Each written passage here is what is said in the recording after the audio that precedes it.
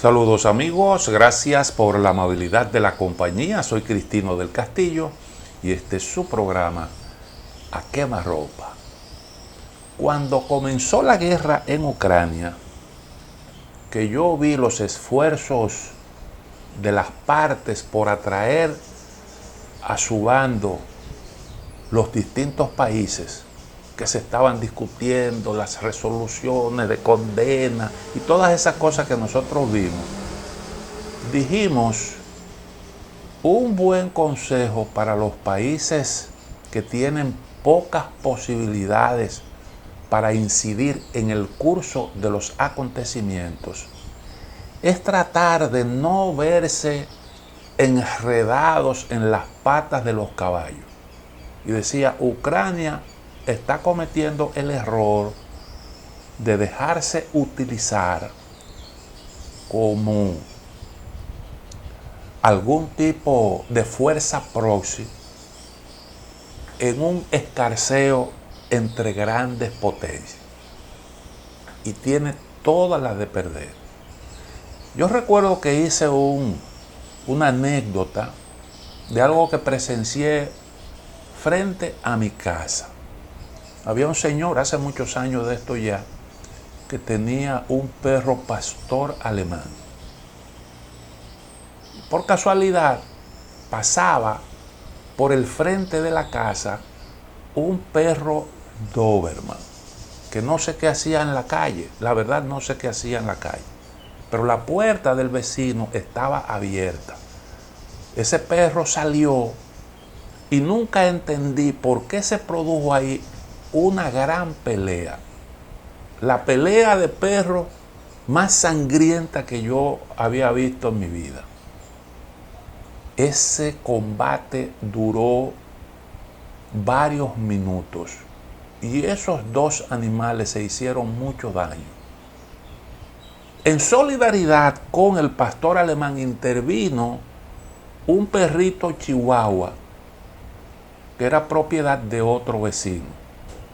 Esos dos perros parece que tenían una buena relación, llamémosle así. Y entonces el chihuahua se acercaba al Doberman como tratando de morderlo. Bueno, hubo un momento en el que los dos animales se quedaron así mirándose fijamente uno al otro y como que decidieron terminar la pelea. Y ambos se dieron la espalda y dieron por finalizado el combate. Pero ocurrió que el perrito chihuahua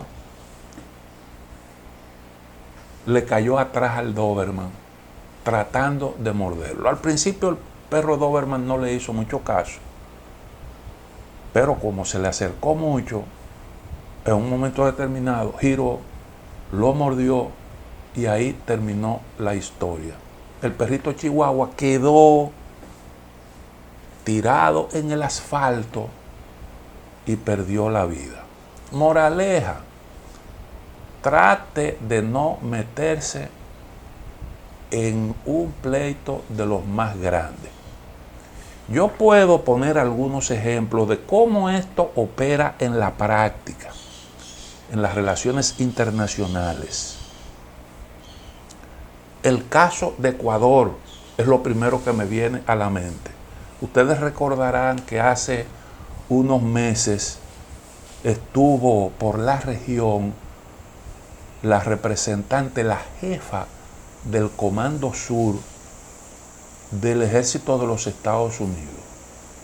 Y ella estaba promoviendo la idea de que los países latinoamericanos que tuvieran armas de fabricación soviética o rusa las donaran a Estados Unidos, porque entonces recibirían a cambio armas modernas de fabricación estadounidense.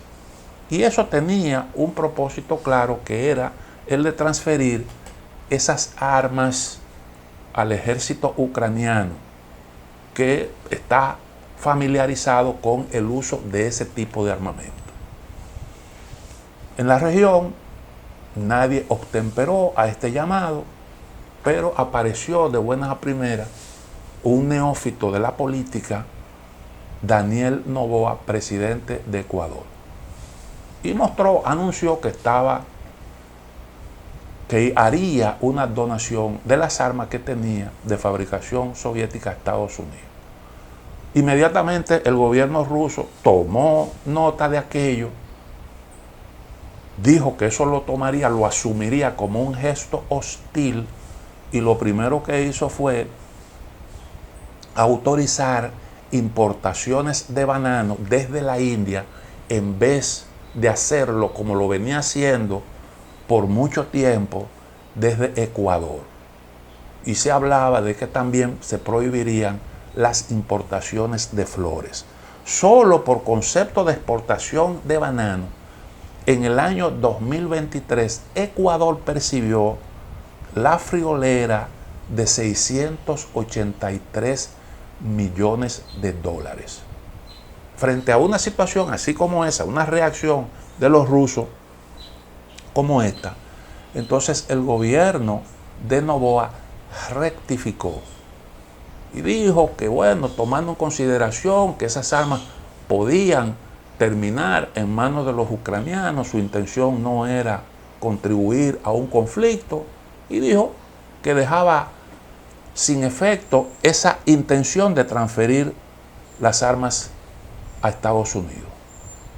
Rusia hizo el listado de las armas en cuestión y dijo que no se trataba de ninguna chatarra, porque esos países que exportan armamento le dan seguimiento al lugar en donde eso se encuentra.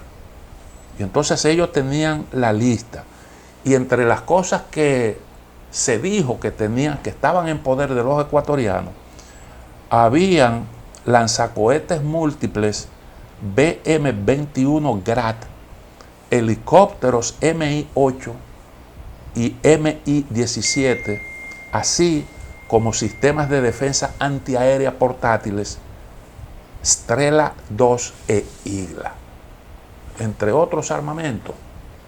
Y decía que eso no era ninguna chatarra, que eran armamentos peligrosos.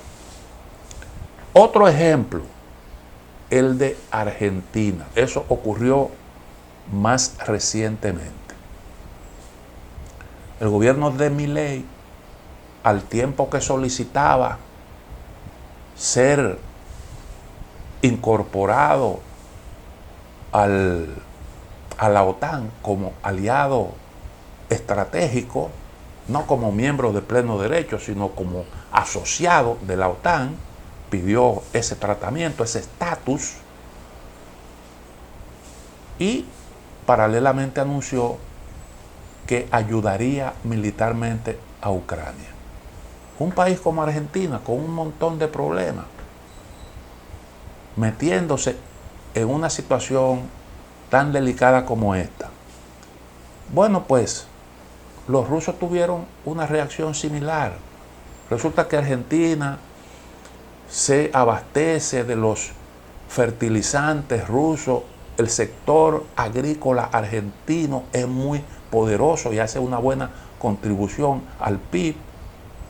Rusia importa carne de Argentina. Bueno, tienen unas relaciones importantes económicas, y Milei parece que no sopesó eso, y entonces también tuvo que rectificar.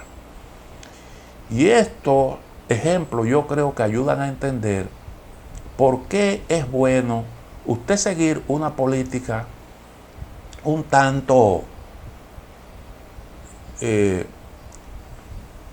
incolora, inodora e insípida en lo que tiene que ver con estos asuntos tan delicados. ¿Para qué? Para no verse en medio de las patas de los caballos, y para no tener entonces que sacrificar intereses nacionales, como pudo haberle costado eso a Ecuador, ingresos importantes, y también a la Argentina. Por eso es que hay algunos que hablan hoy de una especie de ambigüedad estratégica, le llaman. Es decir, una política dirigida a ser deliberadamente insulso, vago, llamémosle así mejor. Más o menos algo parecido, creo que fue a propósito de eso que se inventó esa expresión, ambigüedad estratégica, lo que la política que siguió Estados Unidos con respecto a Taiwán después de normalizar sus relaciones con la China continental. Rompió relaciones con Taiwán, las estableció formalmente con China, reconoció que había una sola China, pero con respecto a Taiwán, ni un sí ni un no. No reconozco la independencia de Taiwán, hay una sola China, pero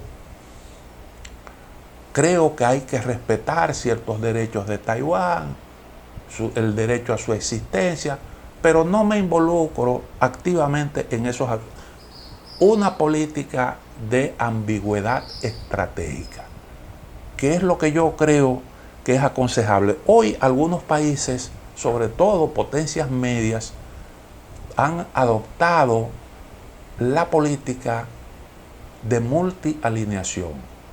Yo quiero mantener buenas relaciones con todos los países, con China, con Rusia, con Estados Unidos y todos los países del bloque occidental, de forma tal que nosotros podamos aprovechar las oportunidades que representan buenas relaciones con todos esos países y los intercambios en distintas áreas. Entonces a mí me parece que esa sería una política correcta para estos países que no tienen mucho que buscar y sí mucho que arriesgar en esa competencia geopolítica de los grandes. Ser cuidadoso para no sacrificar intereses nacionales. Una pausa, en breve retorno.